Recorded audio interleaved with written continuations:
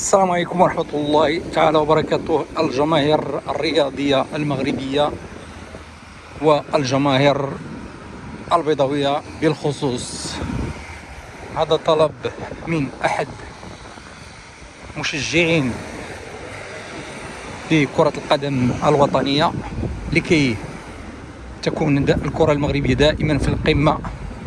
نطالب من السيد فوزي القجع والعصبة الاحترافية بالسماح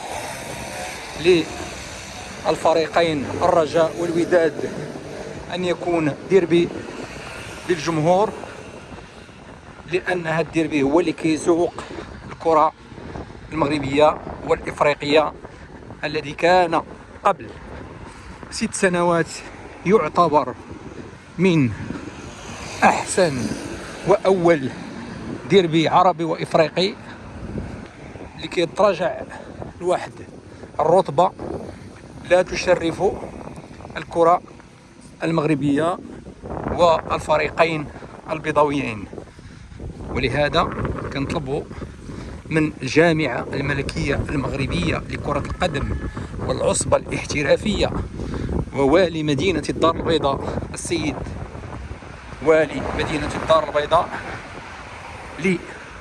للتدخل لكي يلعب هذا الديربي العرس الكروي بين الشقيقين والأخوين والأصهرين والعمين والأخوين، لأن أي بيت في المغرب كتلقى فيه واحد رجاوي واحد ودادي، ولا كتلقى الأب ودادي وتلقى الأبناء رجاويين أو الزوج رجاوي والزوجة ودادية. ما يجمعنا أكثر من ما يفرقنا. ولهذا هذا العرس الكروي اللي غادي يكون إن شاء الله يوم السبت، نطالب من الجهة العليا السماح للفريقين أن يلعبان بالجمهور، لأن بلادنا على موعد مع استحقاقات رياضية كبرى. لهذا فواجب أن ينقل هذا الديربي على القنوات الفضائية بالجمهور، ويكون هناك عرس الرياضي يشرف بلادنا الحبيب. وأطالب من الجماهير المغربية عامة والبيضاوية خاصة بالتحلي بالروح الرياضية في جميع المباريات خارج المدينة أو داخل المدينة، لأن الشغب يساهم في تخريب البنية التحتية الوطنية والكرة المغربية والفريقين الذين يتضرران.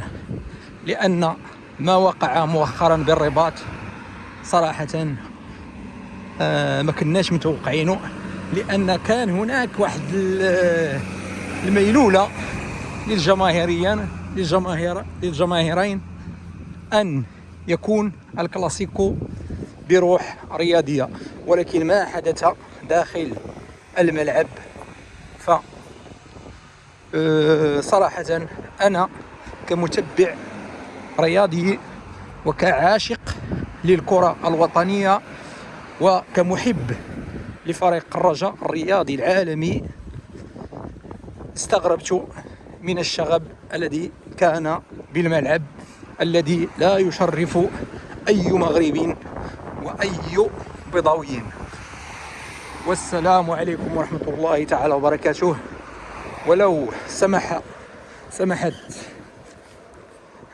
المسؤولين الرياضيين عن لعب الديربي بالجمهور، فلا يكون هناك مشكل تذاكر، لأن التذاكر يمكن أن تطرح للبيع وتنفذ بعد 10 دقائق أو 15 دقيقة. والسلام عليكم ورحمة الله تعالى وبركاته. أخوكم رجوي ومحب للكرة الوطنية من مدينة الدار البيضاء، والسلام عليكم ورحمة الله تعالى وبركاته.